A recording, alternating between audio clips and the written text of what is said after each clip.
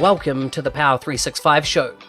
Today we're going to be talking about the Microsoft partner ecosystem with a particular focus around Microsoft business applications at Microsoft and the OCP program. We welcome to the show Cecilia Flombaum. She's responsible for the partner ecosystem in this space worldwide. Full show notes can be found at nz365guy.com/120. Now, let's get on with the show. Cecilia, welcome to the Power 365 show. Thank you so much. Happy to be here. Good to have you on. Before we get started, I always like to get to know my guests and kind of give some background or some context for those that listen to the show. So, where do you originate from in the world? Argentina. I grew up in Argentina. Wow. Do you go home much? I do. Every year, at least once, if not twice, sometimes even 3 times, depending on my availability, travel, family events. Have you seen the musical? What is it? I know Don't it has Cry a song. For Me. Yeah, Argentina. Yes, I have. But I was actually done in Spanish in Argentina, in Buenos Aires, a few years ago. And yes, I have seen it. Yeah, Madonna did a version of it, didn't she, at some point? Wasn't she in a movie or was it a musical with it? Yeah, she did the movie version of that version of events. Yes. I always find the song makes me very sad. It's a very emotional song. It is. Yeah, very cool. So do you get to go home much? Yes, I go every year. Yes. Okay. And so how long then have you been, I take it you're living around Redmond, Seattle, somewhere like that? I've been in Microsoft for 18 years, and I lived my first 5.5 years near Redmond, very close to the office, just not knowing exactly the area and what I would prefer. And my second tour in this area, I decided to live in the city, so I live in Seattle now. Okay, so what do you mean by second tour? Well, I had my first 5.5 years in Seattle, as well in Microsoft, living in Redmond. And then I decided I wanted to do an international experience. So I lived in Madrid. I lived in London. So I was in Europe for 5 years. And then when I came back, I always loved this area. When I came back, I just decided to live in the city, a residential area. It was very quiet and very family oriented, but it's in the city. So I'm 10 minutes from the most touristic places in the city. So I commute a bit more, but whoever lived in a big city like Buenos Aires, Madrid, London, 40-minute commute doesn't scare me. Yeah. So I live in London now, and tell me, what was your favorite thing about London? So pretty. Just so pretty. Everything's just done. It's just so pretty. The stores, just this is my first image. It's just everything so pretty. Every store, every little shop, every street. And so safe. I mean, it's a city that impresses me because it's run so effectively from a traffic and transportation perspective, safety perspective. It's just amazing the amount of people they move every day and how well it's run. I miss it. I think it's a good place to live. I don't know if it's a great place to raise a family just because it's the commutes and the noise, I don't know, and the cost, obviously, it's an expensive city to live in.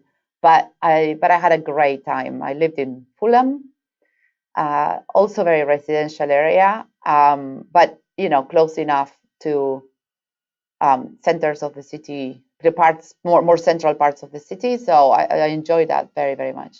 Yeah. I've now spent Christmas in London, and I've spent a Christmas in New York, and I've always, in my mind, the movies have told me that Christmas in New York, is absolutely amazing. But I'm finding hard pressed to beat a London Christmas. It is just so magical. Magical. It is incredible. It is incredible. Yes. So, what was your journey into Microsoft? Pretty accidental in a way. Like I said, I grew up in Argentina. I studied in Argentina. I did my university degree in Argentina.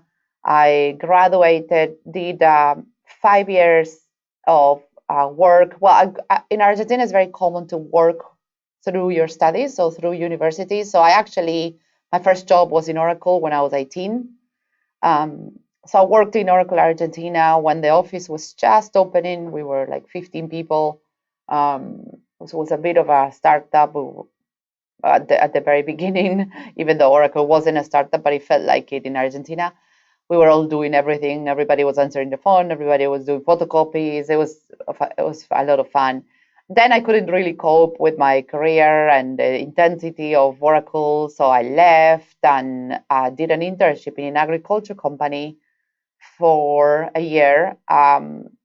Completely different, as you can imagine, commodities. But I was very aware of the fact that I was in an age where I could explore and just learn enough for me to make more permanent decisions later on. And so I did that, and I kind of rotated through several departments of this agriculture, like trading company. Like we traded oil and grains, wheat and soy.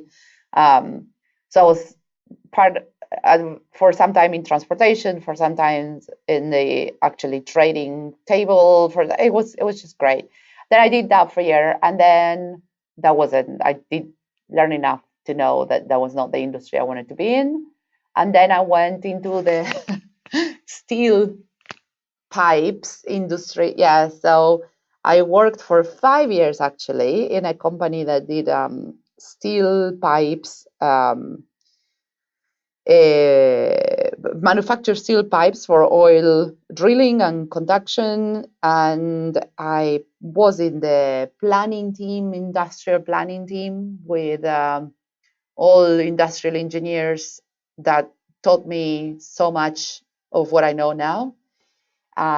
Just thinking, because I was the only non-engineer, I had studied international trade and commerce, and so it just really changed my. It was like an MBA for me, just to learn how to think in a different way. It was a fantastic. Was probably the most shaping experience I had before Microsoft, was that one. And then I always had in the back of my mind to study in the US, do a master's degree, and this company that I worked for actually helped me pay for my master's degree in a potential agreement to come back and work for them at my return. I ended up not returning and therefore had a debt to them, but they did enable me to study, which was great. And so I chose a school in Arizona that is the only school, was at least at that time, the only school in the country that had a minority of American students, a majority of Wow. international students. So my class was about 400 people, of which there were 54 countries represented, and 70% of us were international, and from all the way from people that had been in the Peace Corps, or from people like me coming from other countries. Even Americans that were admitted to the school had to have an international experience or a second language to be able to be admitted to the program. So pretty special people. And it was a master's in international management with a 1/3 of the curriculum in language, 1/3 of the curriculum in international studies, like kind of international politics more, and 1/3 of the curriculum in actual business administration, with an international global flavor to it. And that was a fantastic thing. I enjoyed that immensely. I dedicated my entire time to the experience. I wasn't thinking about what was going to happen next. I was just there and did everything. I was teacher assistant for several classes. I was president of the Latin American Club. I organized all the Latin American activities. We had a lot of cultural activities in the school as we studied.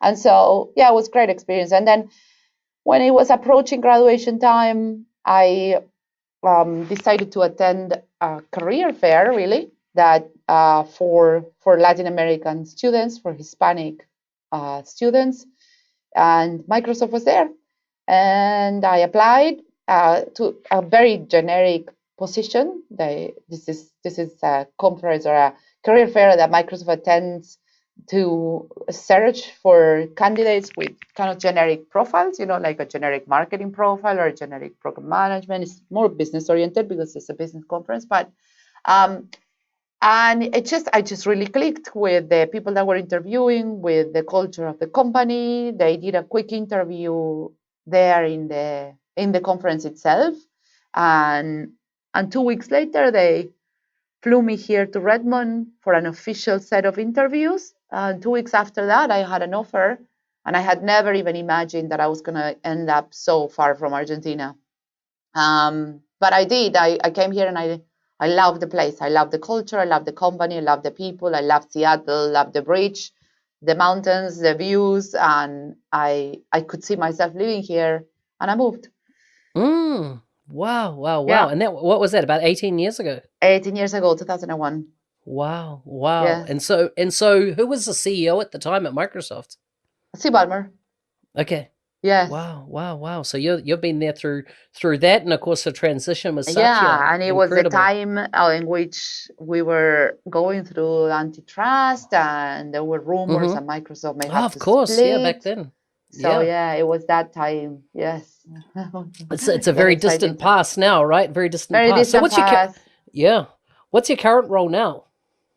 So now, actually, I did the first 5.5 years. I was in the partner group within the enterprise business. So generic group, not associated to any technology in particular. It was very much about field and how we plan with partners and how do we decide which partners to manage and things like that. Very generic, but taught me a lot about the partner motion in Microsoft.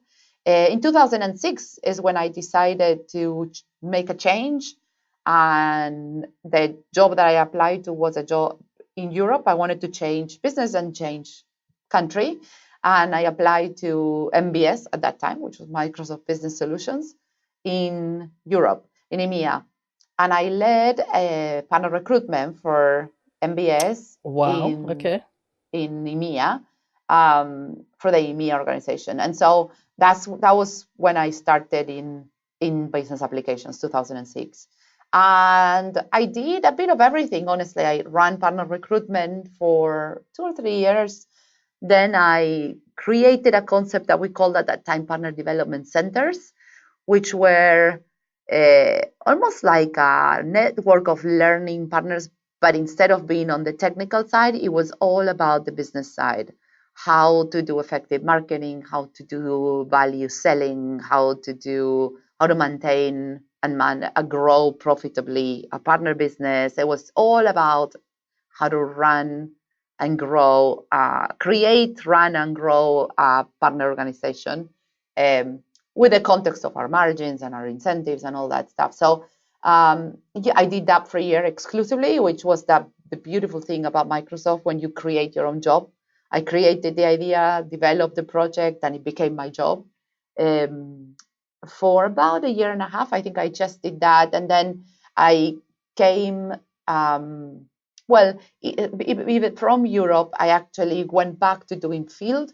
So I was responsible for all the field roles in Dynamics, partner technical advisors, partner recruiters, partner managers, their bosses across the world. So my world was to manage the field of roles that manage partners. And then I came back to the headquarters for a role that was chief of staff for our corporate vice president at a time for sales and partners.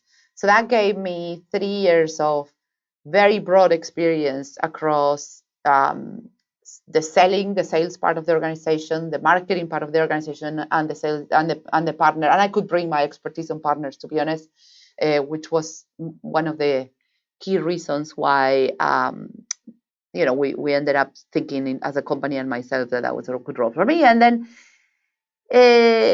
now I am the responsible for business applications in the one commercial partner. So a lot has changed. As many people know, we have the way we like to call it, mainstreamed the Dynamics business into the bigger Microsoft, which means we're not isolated, we're not siloed anymore. We're just one more business in the set of engines that Microsoft has, whether it's sales or partners or customer success management.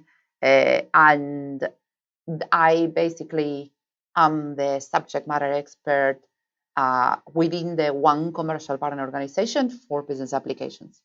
Excellent. So explain to me, please, what is OCP, or one commercial partner? How would you explain, what the constructs are around it, how partners engage with it, that type of thing? Yeah, so I'd say there's two parts to OCP. One is the part that actually has all the partner infrastructure. And what I mean by that is the website, partners.microsoft.com, the experience that partners have when they're trying to find information, build their journey, start with Microsoft, find answers to their questions. Also, the program infrastructure, everything that partners know as being achieving a competency. So we work with our business groups to define what it means to be, silver and gold in any business of Microsoft. So OCP does all of that, which I'm probably mischaracterizing by calling the infrastructure, but it's the wrapper, is I know the what you mean. program wrapper around our partner motion. And that's one part of it, partner communications, all of that.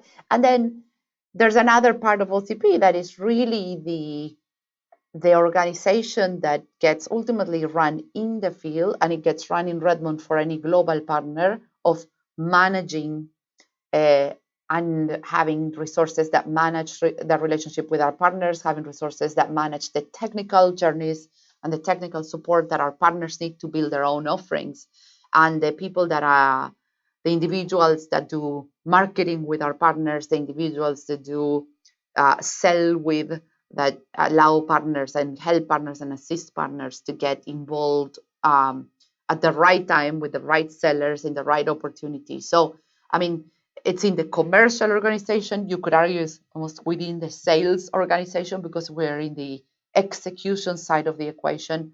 Our business groups do a lot of the plumbing of content development and design for the future, but one commercial partner is the execution organization around partners. We translate our product strategy into a partner program, a partner guidance, our partner field guidance, incentives, rebates, everything that has to do with operationalizing the ecosystem, so that both partners and Microsoft can execute and win together against the products that get built. Yeah.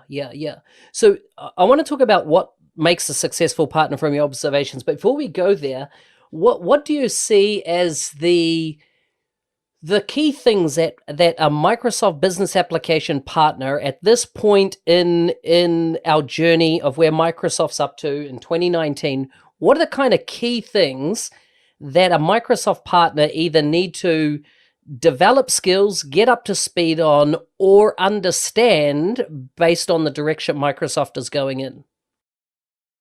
Look, I think that one tremendous transformation that we've gone through, as from the on-premise world to the cloud world, is the speed of innovation. If I put myself in the shoes of a partner, and I'm not even talking about a business applications partner, any partner that wants to develop even an IT kind of infrastructure solution has so many tools in the toolbox that I think that the one thing that partners need to do very well is have a purpose, have an end in mind. What is that offering, the unique offering they want to take to market? And then translate that into maximizing which Microsoft assets they need to learn and incorporate to construct that offering without siloing themselves into any particular technology. Because today it's all about how you compose the most competitive offering possible with all the assets that Microsoft has to offer. And I know that one of the most complex things for a partner is to actually keep up with all this innovation and the speed in which it comes. So you've raised an interesting thing here. If we look at in this past year, or what's announced in new releases coming up, there's around 800 new features being deployed this year, this calendar year, across Microsoft Business applications. And so this is a challenge around how do you keep up to speed? Well, particularly, how do you keep your staff trained and up to speed? What observations have you made around partners that are addressing this within their practices to grow success? Yeah, and I'd say practices or even applications, right? I'd like to talk about partners that build IP, not just a template, but like really repeatable IP, and partners that decide that the way they're going to grow their business and the type of offering they're going to offer to their customers is based on services. And so, for both, you know, is understanding the business applications is a discipline, and for which Microsoft has a multitude of assets to offer to contribute to that discipline. I think one of our Australian partners put it best in one of the sessions that we had with our SLT, with Satya and in the leadership team of Microsoft a few months ago, and said, as partners, what we really bring to the table is that we know business applications. And we know how to understand business processes, provide solutions to business problems, talk to business decision makers. Now, we consume from Microsoft a multitude of assets. It's the Microsoft Cloud that gives us the toolbox for us with our own expertise around business applications to engage with our customers. So it's not one product, and it's not, we used to think business applications equals Dynamics. And really, that is the biggest change that has happened in, at least ever since James Phillips has been enrolled, which is that Dynamics is one set of first-party applications that we have. It's a heavy one. I mean, obviously, it's a very important one. These are applications that take a lot of time to build, a lot of time to maintain, a lot of people invested in them, but it's still one set. We now in business applications have 23 products just in business, in the area of what we consider business applications. And I'm not even considering all the other assets that, no matter if you sell Dynamics as a first party, one of the Microsoft first party applications, or build your own with Power Apps, what about all these other Azure assets that you should be connecting to, embedding, integrating, cognitive services, AI, IoT, search, all these other things? I'm not even counting that. Just with business applications, the portfolio is now 23 products. And all these products have kind of different scenarios in which they can be sold to customers. Products that require Dynamics, products that don't require Dynamics, products that actually give you the underlying platform of Dynamics for you to build whatever custom application you want. You can build it repeatable, you can build it custom for one particular customer. So, I mean, there's just so many options. So the concept of Biz Apps is not what it used to be from Microsoft. And I'm just so fascinated with what we've done and what James done with the technology, because honestly, from a partner perspective, it just opened up an amazing array of business opportunities. Yeah.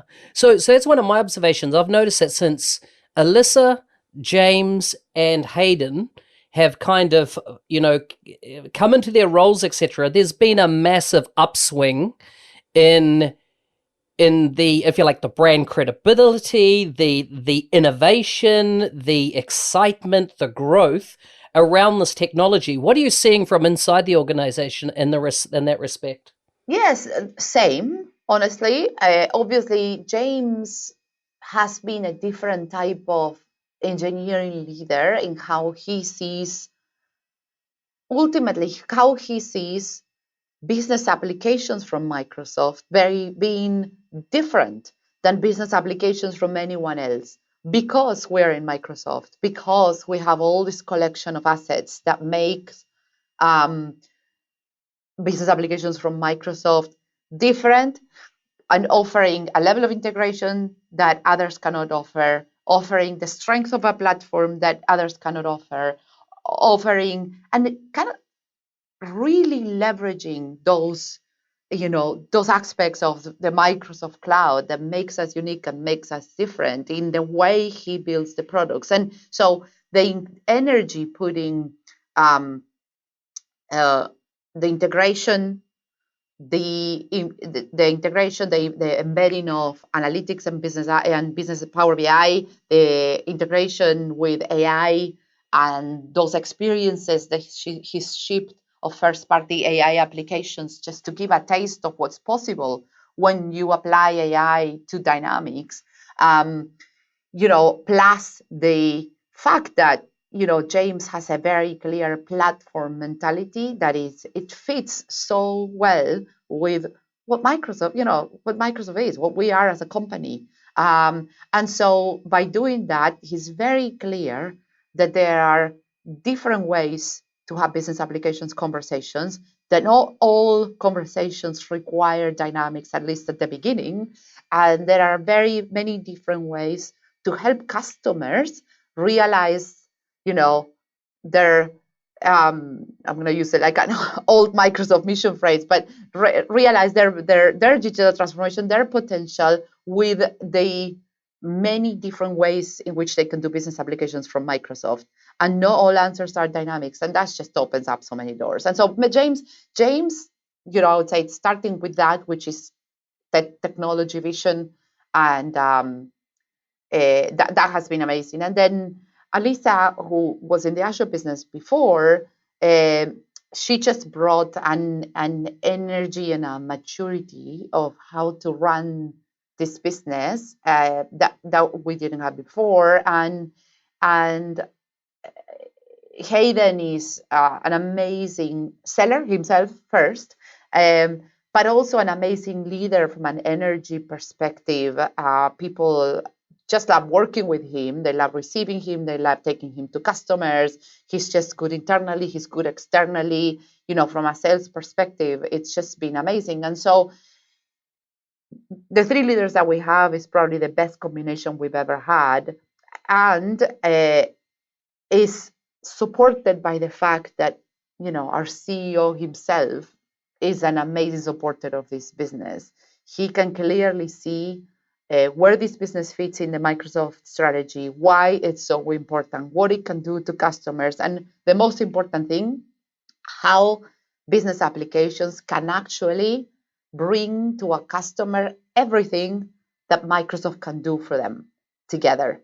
And so, just the support from Satya has been obviously one of the key differentiators in the progress that we've made from an image, from a mainstreaming, like getting embedded into the entire Microsoft machine, if you want, his own personal endorsements and support. And Alisa has done an amazing job at actually keeping him up to date, making him part of what we're trying to do, inviting him to, help us think, inviting him to give feedback. So it's we have a really good rhythm with Satya and his SLT, and it's clear that there is a support that is bigger, better than it has never been. So it translates into the market. Yeah, I think that it was brilliant that Satya at some point in his career worked within MBS back in the day. Yeah. Right? I think that's definitely been an advantage as well. Yeah, and that's when I started, right? Like in 2006 when I started in MBS, Satya was in the business. So yeah, and he remembers very well why we were in this business, how we wanted to differentiate versus like our competitors, SAP, Oracle, even at that time when we were in an on-premise world. So it's very present in his mind. Why Dynamics? Why business applications? What is our differentiator? And he's definitely a great supporter for us. Yeah, so good. So moving back to looking at the partner side of things, in your observations, what really makes a successful partner? And I'm talking about the partner in the world we live in now, not necessarily the partner of yesteryear, But the partners that are driving successes today, what are your observations? Yeah, so obviously, with the market momentum that we were just talking about, we have seen an inflow of partners into Dynamics. Some are just testing the waters and seeing what this is about. Some are really serious about starting. We can't quite tell. There's so many coming in. We are adding more than 100 partners. We see, new 100 new partners every month, pretty much in average, coming into the ecosystem. But what I'd like to talk about, and the question that your answer has to do with the fact that there are partners that for the last 20 years, some more, have consistently grown, effectively transitioned from on-premise to cloud. And this is difficult. It's difficult, especially for what it means to the profitability and cash flow to a partner. But they've done it effectively. They've done it without stopping their growth. They've done it without damaging customer experience. Excellent. And so I like to talk about what they do well, that are the foundational pillars of why they've been sustainably and consistently successful over the years. And so, I mean, one of the things, and the first thing is what we talked about before, is these partners do a really good job at keeping up with the innovation in a way that gets combined with what differentiates them. So our best partners, and we've said this for years, but our best partners have really purposeful missions. They are food and beverage. They are retail apparel or retail hospitality or healthcare. They are very clear about where they're going to go and what are they going to do. And by doing that, they have a set of experiences, do's and don'ts, mistakes, best practices in the industry. And when they combine that with the assets that we have to offer as Microsoft from a technology perspective, these partners that have been successful over time create solutions, and I'm going to talk about from a sales perspective, that are pretty unbeatable. Create offerings and create a capability for selling that is pretty unbeatable, because they don't know, not only they can represent the Microsoft cloud and all the components of it that the Microsoft has to offer, but they do it in a way that is in combination with all those experiences, that industry, those offerings that they've created based on their choices and their differentiated offering, the differentiated choices that comes in front of a customer, and they don't lose. Our best partners win 7, 8 out of 10 times when they're in front of a customer. And it really doesn't matter if Salesforce has 10 people on the in the sales pursuit, or SAP has industry templates. They know how to win when they do this. They have really differentiated offerings themselves. They know what they're selling, who they're selling it to, and it's differentiated in terms of what they do for a customer. But also they bring together and they keep up the unique technology differentiators that Microsoft puts at their disposal. So that's number one. The second one, these partners could never be successful the way they are if they didn't take learning and education of their teams as seriously as they do. Right. So typically, these partners had to transition to a world of releases every 2 years or 3 years, to a world of monthly updates and tier one releases every 6 months with 23 products. Exactly. And Yeah. their teams need to think of learning as something that they do every day, every week. And so they take very seriously the skills that they build in their teams that have to do with selling in the appropriate way, selling value, selling in a way that brings all the unique differentiators to bear, implementing implementation skills, technical skills that actually give confidence to the customer, and the skills that allow them to, deliver success for a customer in the end. So this culture of learning, this rhythm of learning, the importance to keep up and stay current is the second thing that these partners do really well. And third, I say at the end of the day, we can do a fantastic job at selling based on our unique differentiators. We can do a fantastic job at skilling up our people, but in the end, we do have to deliver customer success. And so that customers keep coming, word of mouth is important. All of this has a domino effect, especially in business applications when implementations go right and when they go wrong. And so our partners, our successful partners, simply implement really good projects. And this has to do as much with discipline of project management itself, which, it never goes away. That's a very key aspect of delivering project success and customer success, but also all the skills that we talked about. Is your developers, is your solution architects, is following the guidance that we put out from our solution architect team or fast track team, that has a reason to exist. When we put out guidance, it's for a reason. So it's following that guidance. It's the functional consultants that really do understand business processes and how to end up configuring or building any requirement that customers have. And ultimately, we deliver what we promise in the sales process, right? And obviously, a partner that doesn't do this could never continue to grow. Yeah. It's very, very clear when we look at our ecosystem, partners that are steady on their number of customers they win, number of projects they win, and the partners that grow. And the partners that grow is because they are known for delivering customer success. So, that's the third one.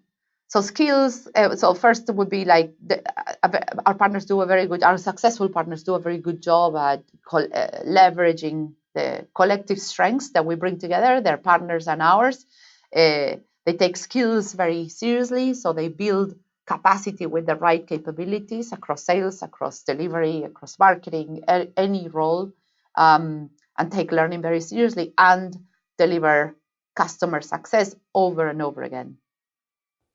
Yeah, well, that's so good. So one of the things, my perspective, I started my partner journey 20 years ago in New Zealand, a very small market. I moved to Australia, quite a bit larger.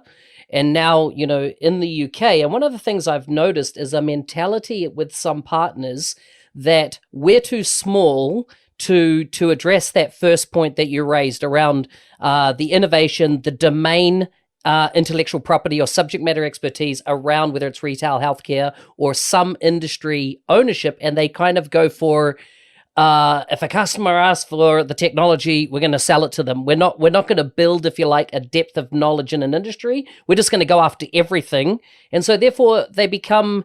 They might be good about the technology, but there's a kind of weakness in their overall. They're dependent on RFPs and RFIs and those type of things that look like they fit with Microsoft rather than this determined being seen as the winner or leader in a specific domain space. What's your advice to those type of partners? Look, in a business that is high growth and in high demand, that might work for a while. But I'm less worried about them not being to sell, which they probably do. And we have many partners that are just technically great. Yeah. That's it. What I would question is how much growth are you leaving on the table? Yes. Because when you sold to 3 insurance companies, if you fail to package those learnings, if you fail to package those best practices and transform those lessons into an offering to the next 10 insurance companies, you're leaving money on the table and you're leaving growth on the table. So I'd say, first of all, feel free as long as you can sell, but you are missing on an opportunity to have a differentiated offering that makes you known for something more than being technically good at CRM or technical good at DRP or whatever, um, and actually being an expert on something that makes you stand out from others. And that doesn't have to be industry every time.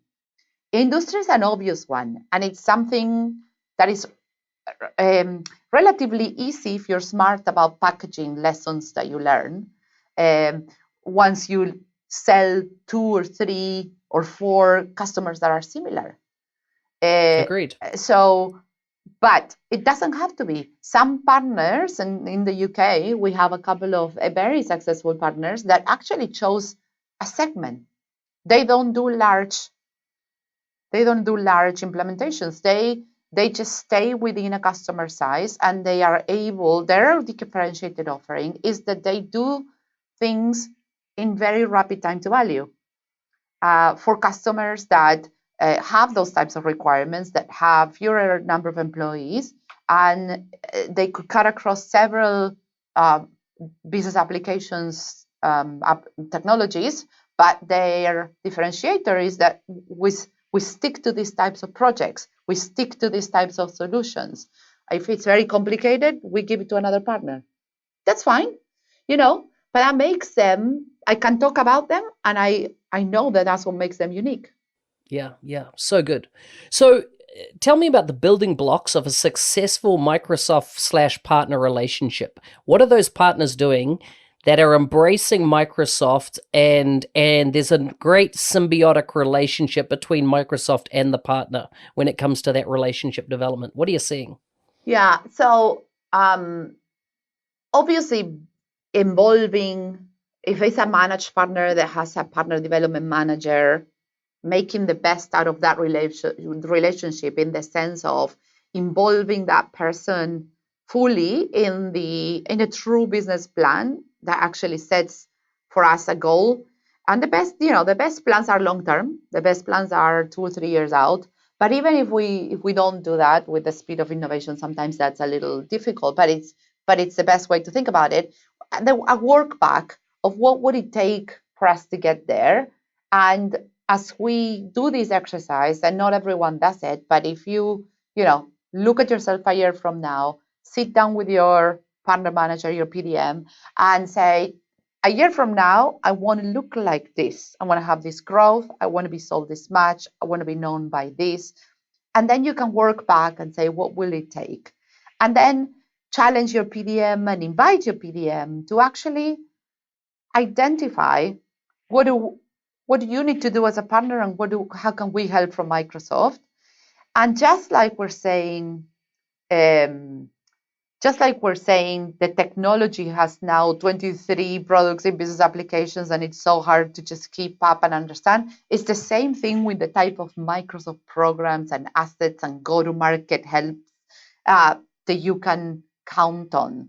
And your PDM will actually help you go through that menu of things, whether it's a training or a partner technical architect or a go-to-market program or a pilot or a preview if we are clear about where we need to go and what will it require to get there, then the PDM will bring all these elements of the partner motion to bear to help you get there.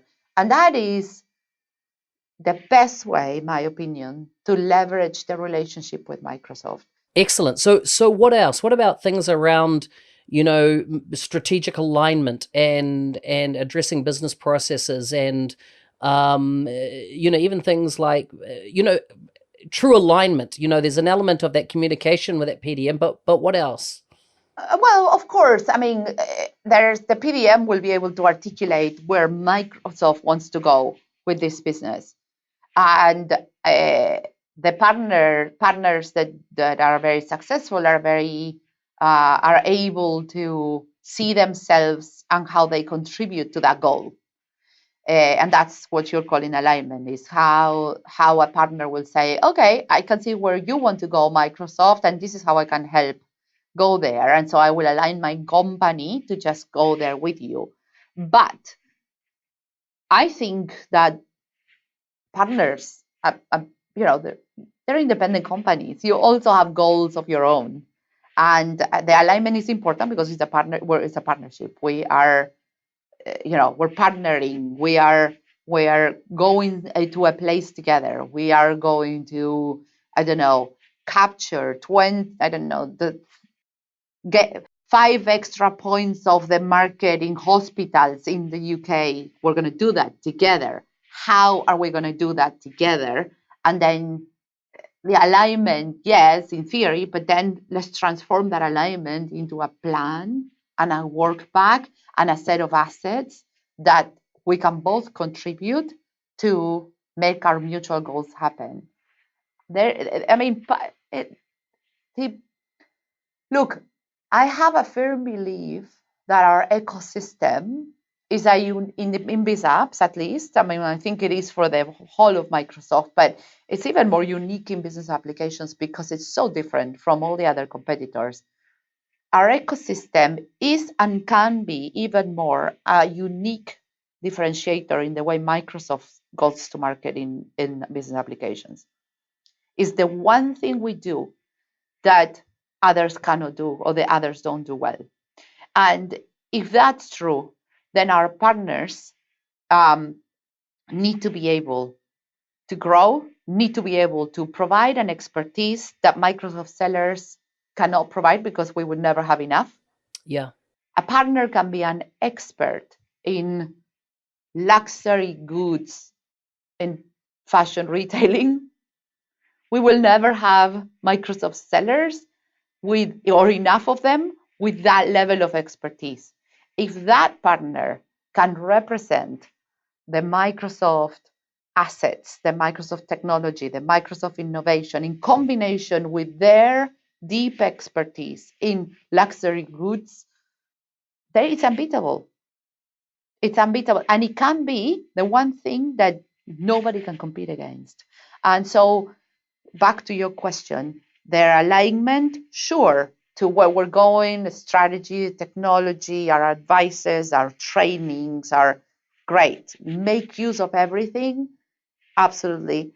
But joint set of goals, a joint planning process that allows a Microsoft, whether it's a partner technical architect or a PDM, allows Microsoft to say, great, this is where we're going. This is what I do for you. This is what you're going to do. This is how we're going to measure our success together. Let's go. Yeah.